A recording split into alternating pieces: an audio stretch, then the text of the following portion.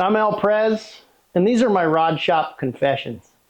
Today we're going to talk about the AES 710, the perfect Potholes Pickwick rod. So I'm trying to take a rod like this and kind of describe it cross country. But we designed this rod to be offshore. It's an offshore football head. Any of that deep water, ledge fishing, deep water, especially largemouth. But it's an exceptional football head rod that I actually created for up here to fish a lake we call the Potholes, where the summer largemouth go super deep and you're catching them on like this. 3/4 ounce football head, 7'10" rod. We'll get into the rod here in a second.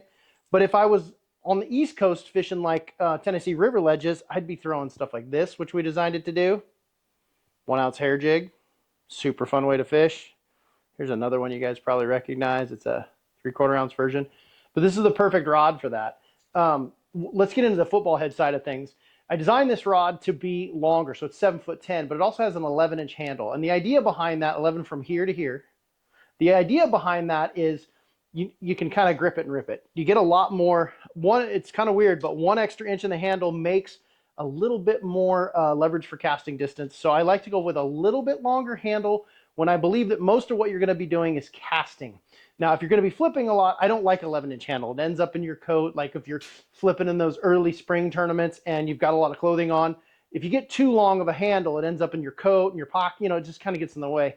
But when it's offshore, Carolina rigging, football heading, I like this longer handle. So it also aids to balance. This is a super light rod. We actually built this on a really similar blank to the Zilla. So it has quite a bit more power because of the length. A lot of the power is in the back of the rod, but the tip kind of translates to like a Zilla. It's got a really fast action, not an extra fast, but a very nice fast action that allows you to really load that whole rod up. So when you hook them 25 feet down, 100 feet from the boat, 3/4 ounce football head, you really want to put a ton of load on that rod for two reasons. That load is a constant pressure. What I mean by that is the hook starts driving, and as you're loading, it keeps driving. It's not a sharp pressure. It's a very constant pressure that allows the hook to penetrate without dragging down their mouth. Super important. I like that. And also, if you get kind of some mad ones and you hook them really far away, a long ways from the boat, and this rod's really well bowed up, when they come out of the water, your rod won't go neutral. You know what I mean? You'll get that slack in the line when they jump. You just keep pulling and reeling as hard as you can, and this rod will load evenly, and you will have less lost fish. So let's get into the football. For the particular football head stuff, I like these big rubber football heads in the summer. 3/4 ounce.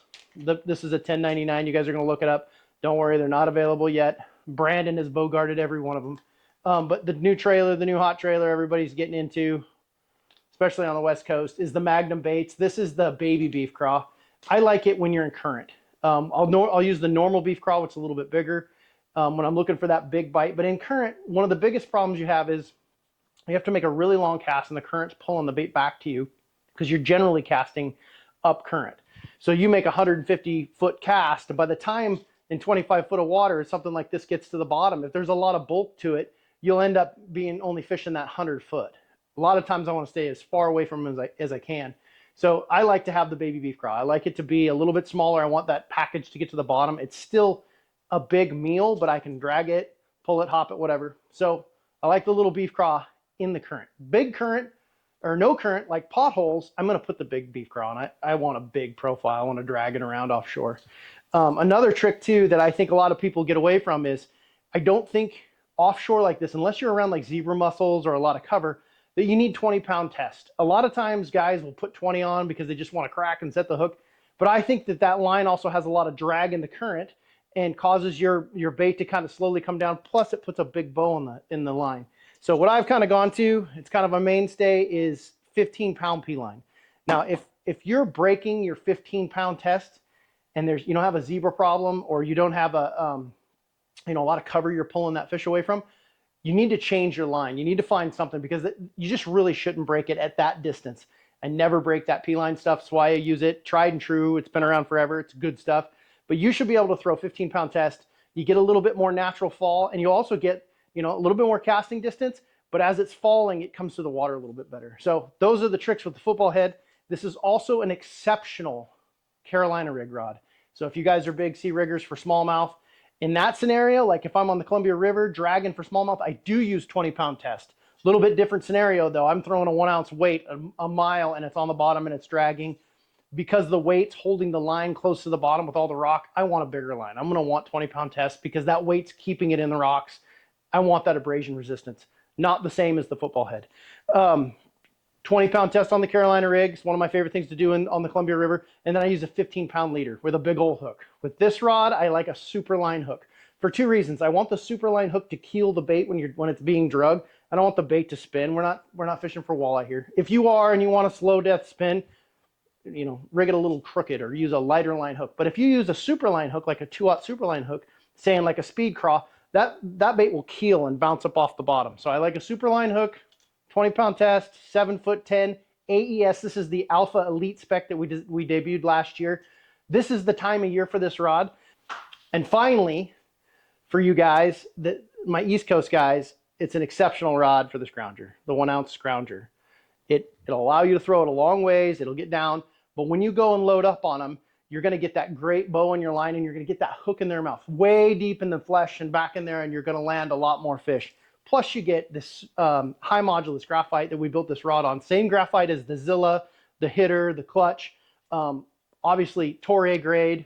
It's not Toray grade, it's Toray. Sorry, I always say Toray grade. This is Toray graphite.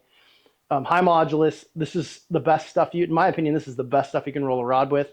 And so this is going to have a lot of sensitivity as well as being really light in hand. You're going to be able to throw a 7'10" rod all day long. So you guys go to alphaangler.com. If you have any questions, post them in the comments. If you like the old Rod Shop Confessions, subscribe because we're going to do more of these. Once again, oh, hey, my confession isn't over. One last thing.